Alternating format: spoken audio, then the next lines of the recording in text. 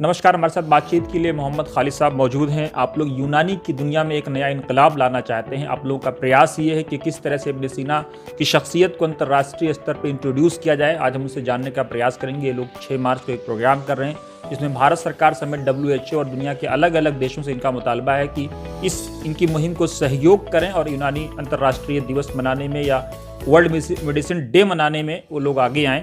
खालिद साहब, क्या पूरा मामला है और आप लोग क्यों ऐसा करना चाह रहे हैं? इब्न सीना ही क्यों, दूसरे लोग क्यों नहीं?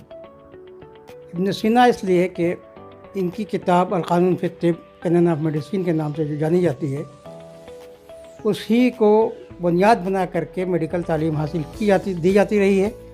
और आज भी आलमी सतह पर मेडिकल फील्ड में अगर कोई रेफरेंस बुक है तो वो कैनन ऑफ मेडिसिन है। लेकिन उसके साथ मुस्तकिल अनदेखी की जा रही है, उसको छुपाने की कोशिश की जा रही है। और अब पहले जो उसका नाम अल-क़ानून फ़ी तिब की जगह पर अंग्रेज़ी करके कैनन ऑफ मेडिसिन किया गया, और अब उसको मज़ीद तब्दील करके सिर्फ कैनन लिखा जाता है, ऑफ मेडिसिन भी हटा दिया गया है। यानी कि जब तक कि लोग उसकी तह में ना जाएं, नहीं समझ सकते कि ये कैनन ऑफ मेडिसिन या अल-क़ानून फ़ी तिब का जिक्र हो रहा है।